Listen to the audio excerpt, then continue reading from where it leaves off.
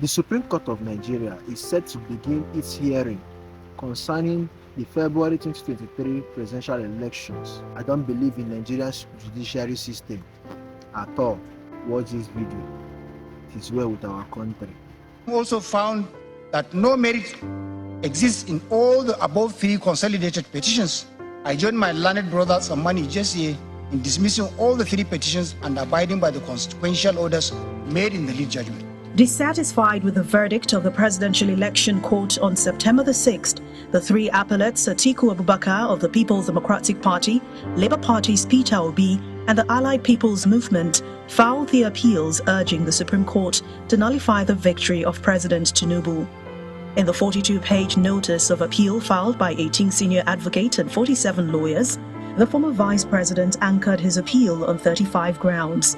Amongst other things, the PDP candidate held that the lower court erred in law when it refused to uphold as mandatory electronic transmission of results for confirmation and verification of final results as introduced by the Electoral Act 2022 for transparency and integrity of results. In another ground of appeal, the appellants argued that the lower court erred in law when it failed to determine their case with respect to the mandatory verifications and confirmations required before the announcement of the result of the presidential election.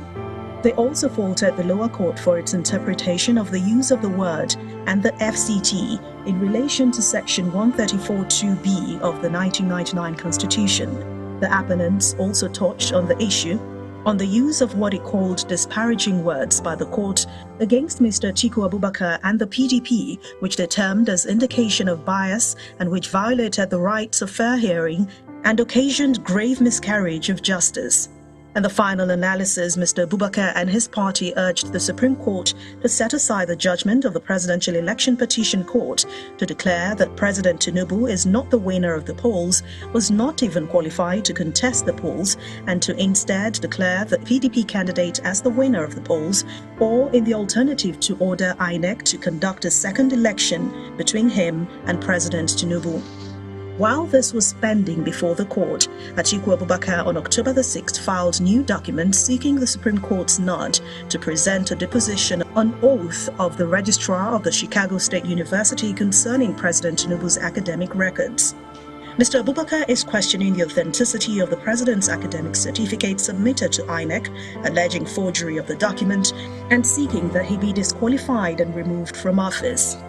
The Labour Party and its presidential candidate on their part filed a 73-page notice of appeal. The document, which was filed by 13 senior advocates and 25 other lawyers, was anchored on 51 grounds. Among other arguments, Mr. Obi and the Labour Party said the Presidential Election Petitions Court erred in law and reached a wrong conclusion when it dismissed the petition he lodged to challenge the outcome of the presidential election. He maintains that the lower court carried out a miscarriage of justice against him when it held that he did not specify polling units where irregularities occurred during the election. Mr. Obi also accused the panel of erring in law and striking out paragraphs of his petition, dismissing his witness as incompetent, a situation which he says breached his right to fair hearing. The APM, on its part, has insisted that President Tinubu contested the presidential election without a lawful running mate. The party said that the withdrawal of Ibrahim Masari and the expiry of the 14 days permissible for changing or withdrawing candidates under Section 33 of the Electoral Act 2022 made President Tinubu's election and return invalid. There's been lots of speculations as to the composition of the panel to hear the appeal, and all eyes are on the Supreme Court to do justice in the three appeals before it.